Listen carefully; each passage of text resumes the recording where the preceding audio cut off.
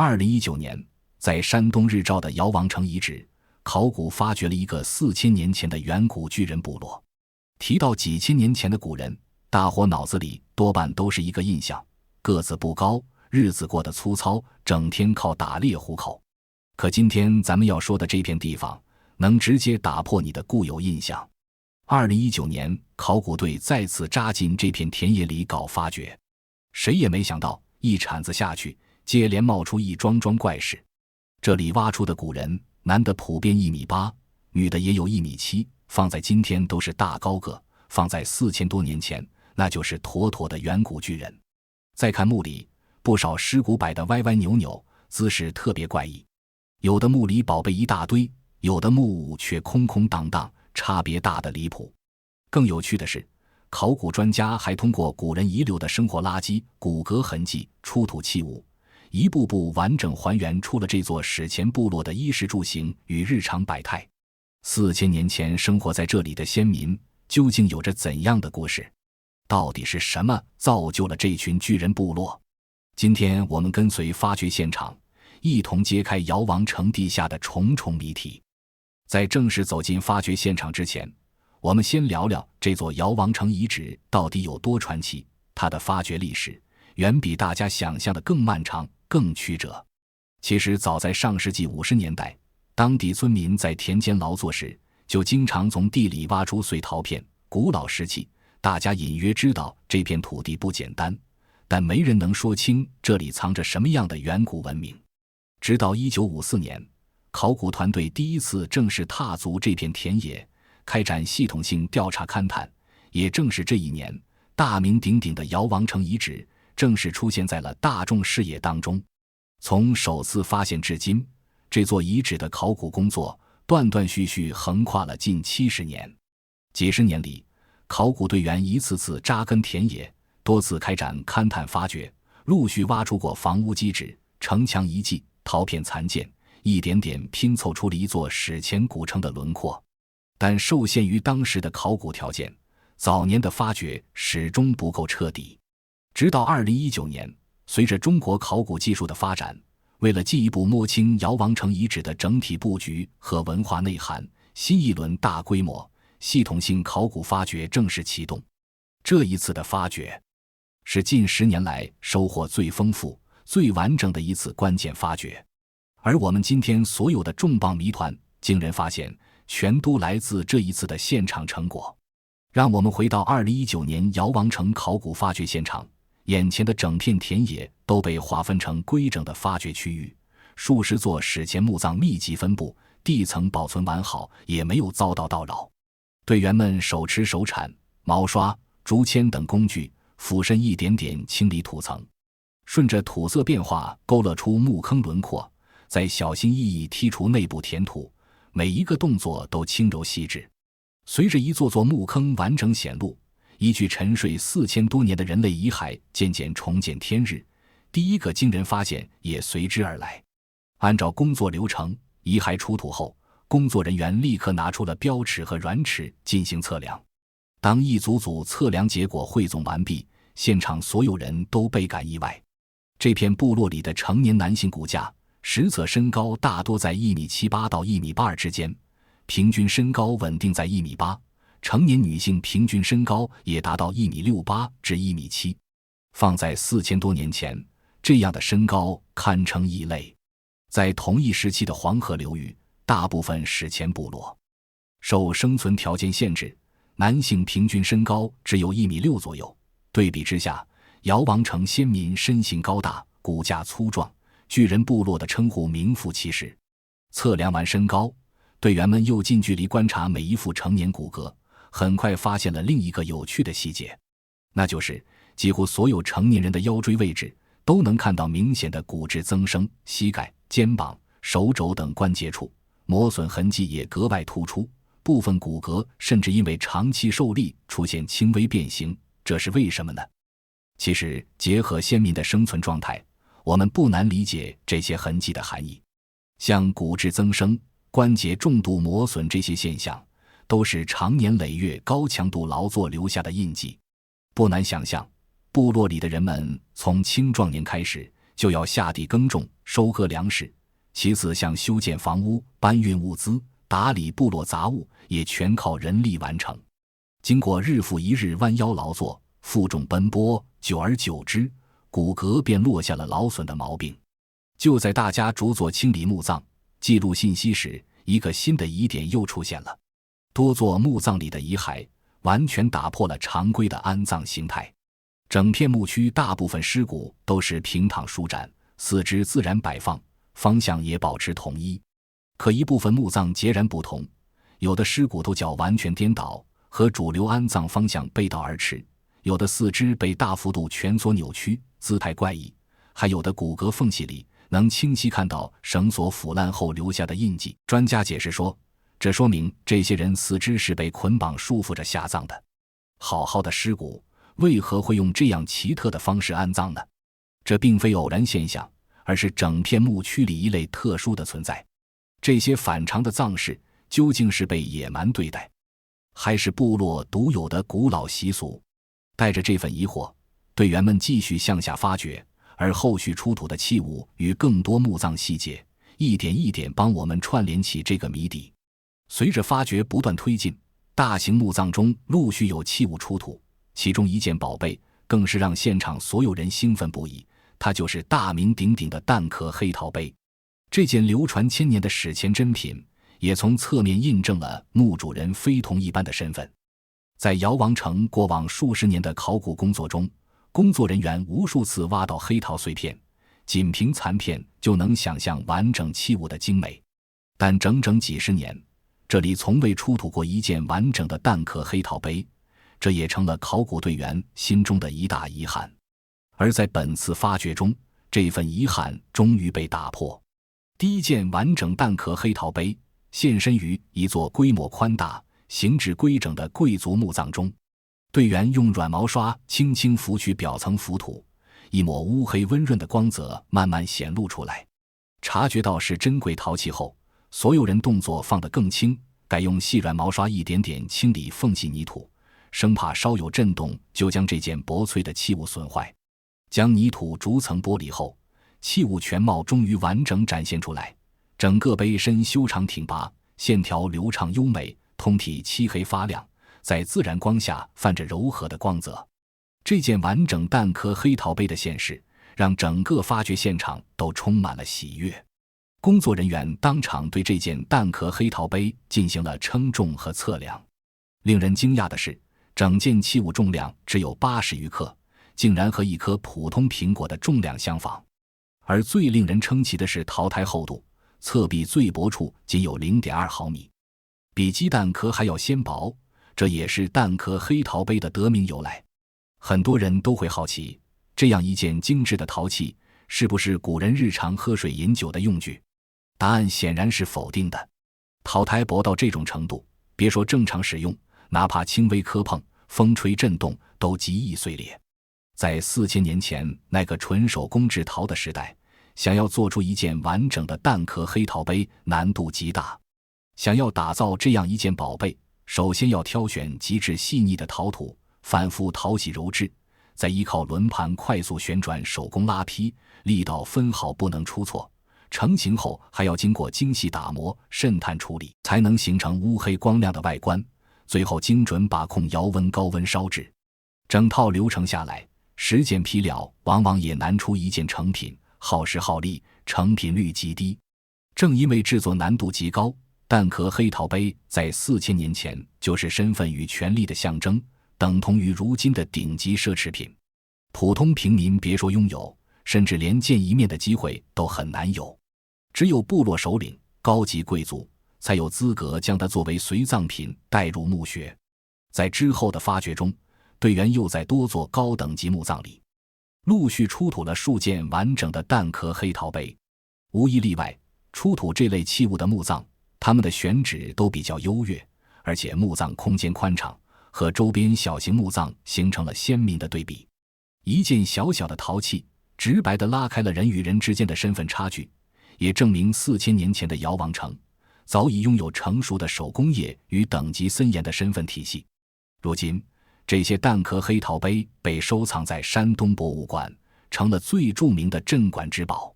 有了这件珍宝做线索，再回看整片墓群就有意思了。种种反常的下葬方式和两极分化的墓穴规格，到底暗藏着哪些不为人知的故事呢？他们分别都是些什么人？真相就藏在接下来的发掘现场里。我们继续往下看。随着清理工作一座接一座推进，各种各样奇特的安葬方式不断出现在众人眼前，我们就顺着发掘的顺序一一来看这些让人好奇的景象。最先被仔细清理的是墓区东侧的几座墓葬。当填土全部清走，墓主人的遗骸完整展露出来时，现场工作人员都觉得十分新奇。这片区域里的尸骨和整片墓地主流的朝向完全相反，正常墓葬都是头朝一个方向平躺，而这几座墓里尸骨头脚彻底颠倒，相当于整个人是反向安葬的。起初大家只是觉得奇怪，可继续向西清理，新的状况又出现了。另一座墓葬当中，尸骨竟不是自然舒展的状态，四肢大幅度向内蜷缩，整个躯体扭成了特别的姿势，和我们印象里安稳下葬的模样截然不同。这种怪异的躯肢形态又是一种全新的安葬样式。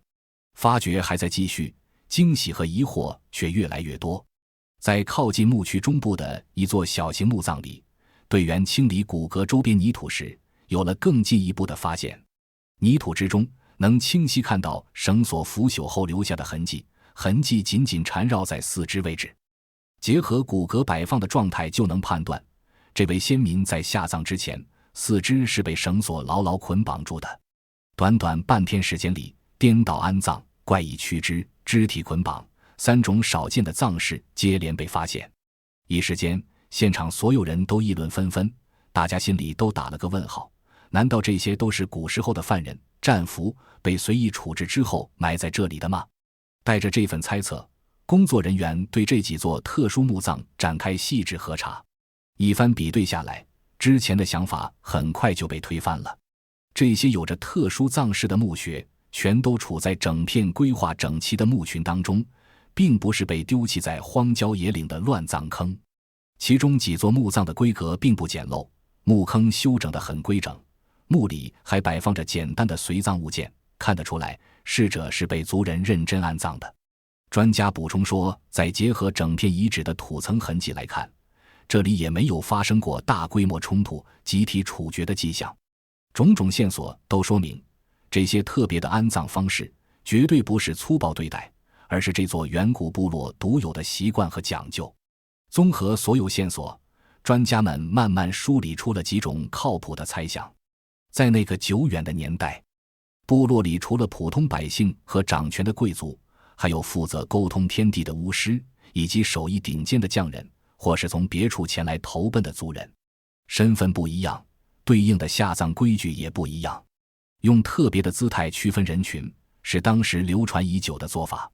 除此之外，4000年前的先民心里早已生出了对灵魂的想象。他们相信，人离开世间后，灵魂会去往另一个地方生活。这些看似怪异的姿势，或许就是族人特意安排的送别仪式，用这样独特的方式祈愿逝者的灵魂能够顺利远行。还有一种可能，这座庞大的史前城邦里生活着多个不同的家族，每个家族都有代代相传的老规矩，安葬的方式自然也就各不相同。时隔4000年，我们没法100%还原每一种葬式背后的故事，但能确定的是，这都是远古先民信仰与民俗的真实体现，也给这片古墓群蒙上了一层神秘的色彩。看完五花八门的奇特葬俗，再往下挖，墓里的随葬品更是把当年部落里的阶层差别明明白白摆到了所有人面前。我们依旧跟着发掘的脚步，先来看整片墓区里位置最显眼的几座大墓。这些高等级墓葬都选在了墓区中心，地势偏高的地方，墓坑挖得又大又深，四壁修得平平整整，填土也是一层一层夯实的，光是看外在模样就能猜到下葬时场面十分隆重。考古队员们一点点清理填土，各式各样的器物接连冒了出来。除了之前见到的蛋壳黑陶杯、陶壶、陶罐、陶盆之类的生活用品也一应俱全，哪怕是普通陶器，做工也十分精细。越往深处清理，越重磅的物件随之现世，石月和玉奔慢慢露出了全貌。在还没有铁器、铜器的远古岁月里，打磨精致的石器和玉器就是地位和权力的最高代表。石月看着像斧头，可边缘圆润光滑，没有一点劈砍磕碰的痕迹。它从来都不是干活打仗的工具，而是手握兵权统领族人的信物。质地温润的玉奔选材考究，打磨光亮，更是部落话语权的象征。能把这两样东西带进墓穴的，毫无疑问，他们就是部落里说了算的首领和大贵族。一座大墓全部清理完毕，满满当当的随葬品摆放有序，工作人员光是清点、记录、收纳就要耗费不少时间。墓主人当年的风光地位可想而知。视线一转，我们再来看旁边紧挨着的平民小墓。这些墓穴大多挤在墓区边缘，地势低洼的角落，墓坑又窄又浅，仅仅刚好容下一具尸骨，坑壁也是简单开挖，没有半点精心修整的痕迹。队员从表层土开始一点点清理，从头到尾仔细搜寻，最后往往什么都找不到。墓里干干净净，只有一具静静躺卧的遗骸，没有陶器，没有石器，连小小的饰品都没有一件。一边是珍宝相伴，仪式隆重，一边是简简单单，一无所有。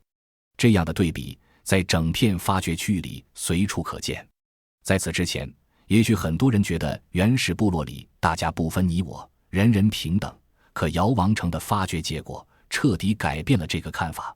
4000年前的这里，贵族和平民界限分明，上层人掌握着权力、财富和最好的资源，一辈子衣食无忧，离世后还有大量陪葬。底层百姓日复一日埋头劳作，只求安稳活下去，身后事也只能一切从简。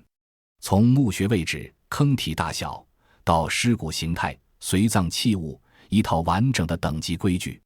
贯穿了当时人们的一生，也足以证明尧王城绝不是小小的村落，而是一座人口众多、分工明确、管理成熟的大型史前城邦，更是当年东夷文明在黄河下游的核心之地。了解了墓葬里的种种故事，不少观众可能会好奇，为何尧王城先民能在同期的远古先民中脱颖而出？他们为何能长成1.8米的大高个呢？到底是什么造就了这样的差异？这群远古巨人究竟有着怎样与众不同的生活？答案就藏在遗址里随处可见的灰坑和整座尧王城的结构中。我们都知道，墓葬礼器彰显身份信仰，而垃圾坑才能还原古人最真实的人间烟火。灰坑是先民日常倾倒废弃物的地方，食物残渣、破损器具、废弃兽骨随手丢弃，没有人为加工，自然成了帮助考古专家们解读远古生活最真实的线索。在尧王城的居住区、房屋周边分布着大大小小的灰坑，有长期使用的大型堆放点，也有单户人家使用的小型土坑。本次发掘中，团队挑选了多处保存完好、未被扰动的灰坑，分层精细清理，一层层剥离土层，提取里面的生活遗存。最先大量出土的是碳化粮食颗粒，经辨别主要为素，也就是小米和水稻两类作物遗存数量都十分可观。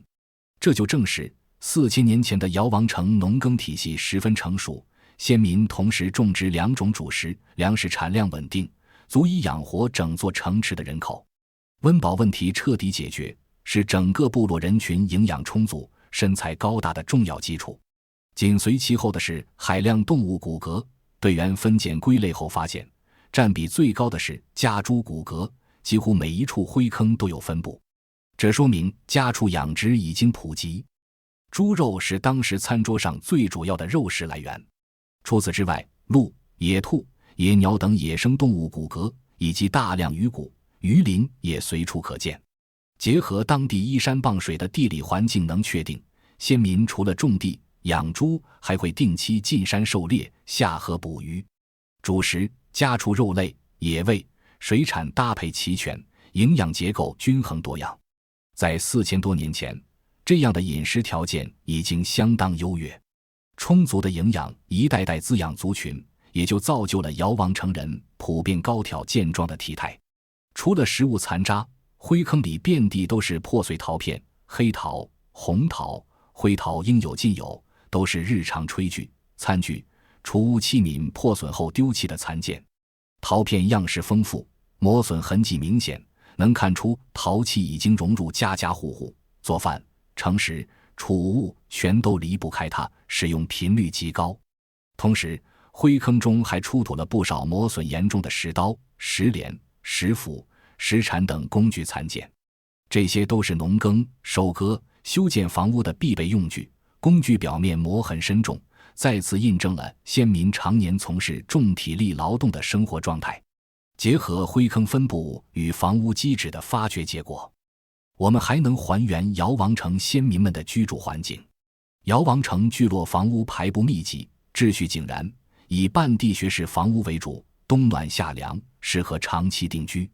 房屋旁就近设置灰坑，生活布局规划合理，整座城邦安定又繁华。把所有线索串联起来，一幅鲜活的远古生活画卷就此展开。4000年前的姚王城，土地肥沃，农耕兴旺，粮食储备充足，人们种养结合，渔猎为辅，饮食富足营养。大家住在规划整齐的居所里，依靠陶器、石器打理日常。那么，一座能在4000年前养出整片巨人部落，甚至造出顶级黑陶，形成森严等级的姚王城，到底是一座什么样的城池？它凭什么能在史前时代繁荣千年？其实2019年的发掘，除了墓葬和生活遗存，最重磅的发现就是彻底摸清了姚王城的完整古城结构与超级防御体系。过去几十年的零星发掘，大家只知道这里是大兴遗址，但始终没摸清整体格局。而2019年系统性的勘探解剖，直接刷新了考古界对山东史前城邦的认知。考古队通过探沟解剖、土层分层勘测，最终确认姚王城拥有罕见的3重城垣结构，内城、中城、外城层层嵌套，布局规整，分工明确，是黄河下游同时期形制最完整、规模最大的史前古城。最核心的内城是整个城邦的心脏区域，整体方正规整，面积足15万平方米，相当于20多个标准足球场的大小。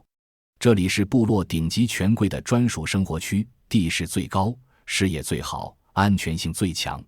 发掘过程中，内城中心位置出土了大型夯土台基，是专门用于部落祭祀、重大仪式的公共祭坛，足以证明这里是整片城邦的权力与信仰核心。往外延伸的中城是普通贵族、手工业匠人的聚居区，面积达到40万平方米，房屋排布整齐，道路清晰规整，还出土了不少制陶、石器加工的作坊遗存，能清晰看出当年的手工业分工已经十分细化。而最外围的外城，总面积直接突破400万平方米，涵盖了农田、渔猎区、平民居住区、墓葬区，范围辽阔，规模宏大，在4000年前的史前时代，绝对是妥妥的超级大城。更让人震撼的是2019年城墙解剖的细节。姚王城的城墙不是简单堆土堆砌，而是成熟先进的板筑夯土工艺，是史前顶级的筑城黑科技。古人先深挖地基，铺垫一层坚硬的石英岩石块作为基底，稳固性极强，堪比现代建筑的地基加固，再用木板加出规整模具，分层填土，分层夯实，每一层填土厚度严格控制在10厘米左右，用石夯反复捶打压实。如今拨开土层，依旧能清晰看到密密麻麻的夯窝，纹路均匀，力度紧实。历经4000年风雨侵蚀，城墙残体依旧坚硬致密，连考古手铲都很难刮动。整面城墙底部宽度达到27米左右，比如今城市主干道还要宽阔，稳固性、防御性拉满。城墙外围还配套了环形护城壕，宽30余米，深3米多，既是排水系统，又是天然防御屏障，完美抵御野兽侵袭和外部部落的侵扰。最能体现文明高度的是姚王城极致规整的功能分区，完全摆脱了原始部落的杂乱无序。内城掌权，中城做工，外城耕种生活、居住区、作坊区、粮储区、墓葬区，祭祀区完全分开，井然有序。就连墓葬都严格分区，贵族葬于高地核心，平民葬于边缘角落，生前死后的等级秩序全程贯穿城市规划。考古队还通过土层检测发现，这座古城从大汶口文化晚期延续到龙山文化末期，平稳繁荣近千年，从未断层，也没有大规模战火焚烧、暴力损毁的痕迹。在部落纷争、环境动荡的史前时代，一座城池能安稳延续千年，足以证明它强大的人口凝聚力、完善的管理制度和顶尖的城建水平。这也就彻底解释了为什么瑶王城先民身材高大、生活富足、工艺精湛。不是偶然，而是因为这里是4000年前黄河下游的文明核心，资源集中，管理成熟，分工明确，拥有同时期顶尖的城市建设和文明体系。巨人部落、奇特藏族、顶级黑陶、森严等级、超级古城，所有发现拼接在一起，才是瑶王城最完整的传奇。历时多年的发掘与探秘，我们也即将走完这段穿越4000年的旅程。一座瑶王城遗址，一片密集的远古墓葬群，一件件历经岁月洗礼的器物，一处处藏着烟火气的垃圾坑，为我们完整复原了一段被黄土掩埋的历史。我们认识了与众不同的远古巨人部落，他们拥有远超同期族群的身高与体魄。我们见识了五花八门的奇特藏族，读懂了远古先民独特的精神信仰与民俗文化。我们惊叹于蛋壳黑陶杯的精湛工艺，感受到史前匠人登峰造极的手工水准，也透过墓葬的巨大差异，看清了早期大型城邦成熟且森严的等级秩序。时隔4000多年，我们仿佛还能看见清晨时分，先民们扛起农具走向田野，正午炊烟袅袅，家家户户用陶器烹制饭菜，傍晚劳作归来，族人围坐分享一天的收获。日复一日的平凡日常，在这片土地上延续了千百年。回看整场发掘，不同的人会有不一样的感触。有人为远古巨人的身高感到惊奇，有人对神秘的特殊葬俗充满好奇，也有人被薄如蛋壳的黑陶工艺深深折服。不妨在评论区留下你的看法，聊一聊这期内容里哪个细节最让你印象深刻。如果你喜欢这类考古探秘的内容，欢迎点赞、关注、转发。后续我们还会继续走进各地考古现场，为大家讲述更多尘封千年的文明故事。好了，本期瑶王城古墓探秘到这里就全部结束了，眼见古今，与您下期再会。